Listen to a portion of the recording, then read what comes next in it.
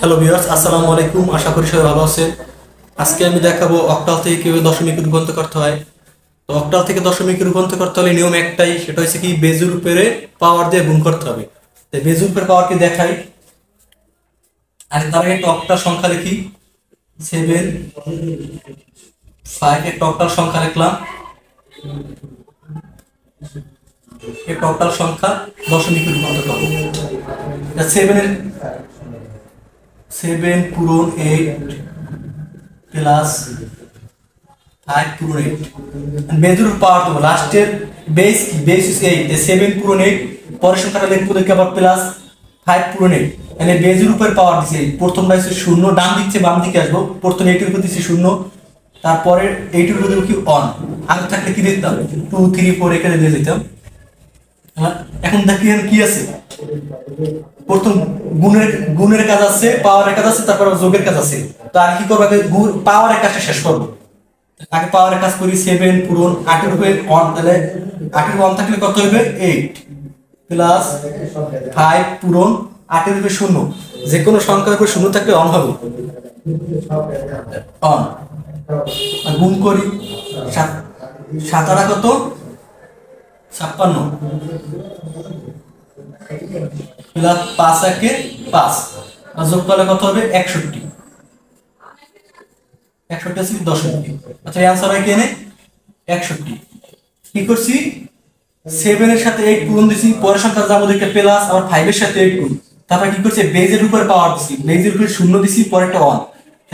তারপরে কি করছি, পাওয়ারের কাজটা আগে করছি, তারপরে গুণ করছি, তারপর আবার যোগ করছি। এটা গেছে পূর্ণ সংখ্যা ক্ষেত্রে। এবার দেখো ভগ্নাংশ আকারে। একটা ভগ্নাংশ লিখি, লিখলাম 36.47 অক্টাল সংখ্যা। এটা দশমিকে রূপান্তর করি।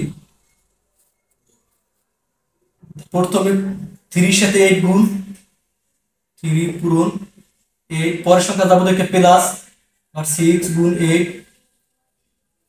এখন এখানে পয়েন্ট আছে, পয়েন্ট আমরা দিব না, অটোমেটিকলি পয়েন্ট হয়ে যাবে। তার আগে 8 এর উপরে 0 দেই, পাওয়ার দেই, বেজের উপরে 8 এর উপরে 0 দিলে কত 0 দিছি, পরে 8 এর উপরে দেব 1। এখন আবার প্লাস 4 দিব, 4 এর সাথে 8 গুণ পূরণ 8 প্লাস 7 পূরণ 8। এখন এই 8 এর উপরে -1, এটার উপরে -2। যেটা 0 থাকবে, যে পাওয়ার উপর 0 থাকবে, 0 বাম দিকে হবে যে +1 +2, মানে ধনাত্মক, আর 0 পর ডান দিকে যাব কি -1 -2। এখন পাওয়ারের কাজগুলো আগে করি। 3 পূরণ 8 এর 1 থাকলে কত হয় 8 প্লাস 6 পূরণ কোন সংখ্যার 0 থাকলে 1 প্লাস 4 পূরণ কোন সংখ্যার মাইনাস থাকলে 1 ভাগ হবে। এই এখানে আছে কি -1, এই মাইনাসটার জন্য 1 ভাগ 8 এর উপরে 1 থাকলে কত 8 টাকে 8 প্লাস 7 পূরণ মাইনাস লাগে আবার 1 ভাগ। যে কোনো সংখ্যাকে মাইনাস থাকলে 1 ভাগ হবে। তা 8 এর উপরে 2 মানে কি, দুইটা গুণ করলে কত হয় 8 আর 64। তা গুণ করি দেই, 3 গুণ 8, সরি গুণ করব একসাথে, 3 এর কত 24, 24 প্লাস 6 একে 6 প্লাস 60 দিয়ে একের গুণ করলে কত হয় 4। এই 4 দিন পর অনেক সাথে গুণ করলে কত হবে 4, নিচের 8 এর 8 প্লাস একটা দাগ দিই, 7 দিয়ে একের গুণ করলে কত হয় 7, নিচের 64 সমান 24 আর 7 কত 30,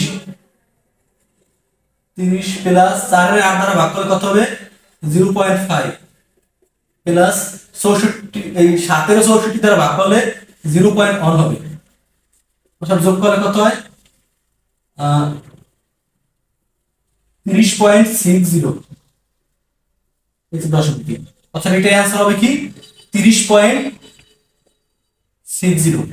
আশা করি সবাই বুঝতে পারছেন। অক্টাল থেকে দশমিক নিতে হলে বেস দুটো পাওয়ার দিয়ে গুণ করে যোগ করে দিলেই হয়ে যাবে।